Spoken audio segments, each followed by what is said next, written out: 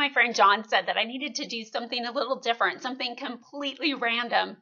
So I decided to tell you the story about the time I received my 15-year award.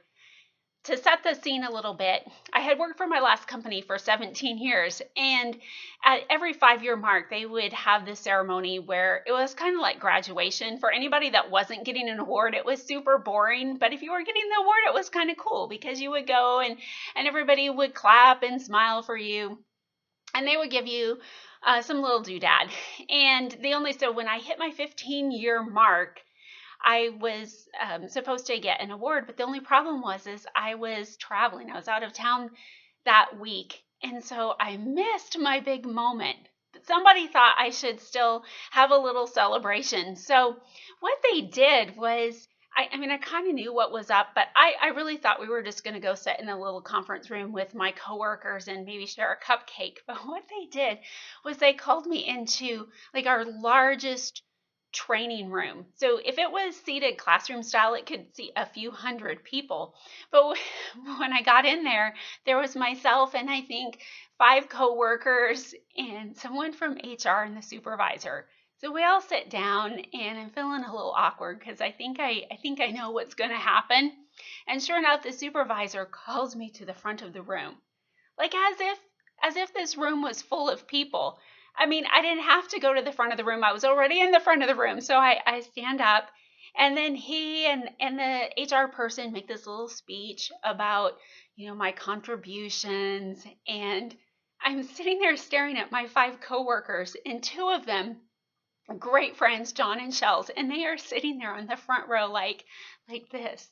Like with that proud mama look the whole time. And I'm just trying not to crack up. And then when they say, we'd like to present Laura with this token of our appreciation, and I get the little 15-year plaque and the nice cross pin, and they just start clapping like I have won the Nobel Peace Prize. And I have to tell you that if I could go back and change and have been present for the regular ceremony or have my own little silly one with my 5 coworkers, I would choose the 5 coworkers anytime. Because honestly, they were actually happy to be there. They were actually happy for me. They have been amazing cheerleaders through this whole book writing process, through my social media. Every author dreams of impacting. Well, we dream of impacting hundreds of thousands of people, but most of us would be happy if we impacted thousands. But the truth is, we go through life and we really have opportunity to reach a few people, to impact a few people, to be true cheerleaders. And as I've launched this social media, I've been getting messages from a lot of new moms of disabled children or children with Down syndrome. And they're telling me things like, Laura, you have encouraged us so much. You have given us a glimpse into the future, and we feel excited about what our child can do.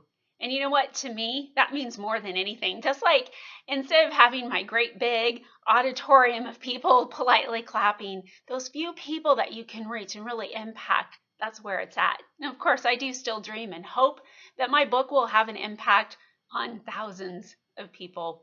But it's pretty fulfilling to reach those few in a really meaningful way. Hey, I'm going to say it again. If you haven't already subscribed to my YouTube channel, Laura Shares, please do it now. You can also find me on Instagram at Laura_shares.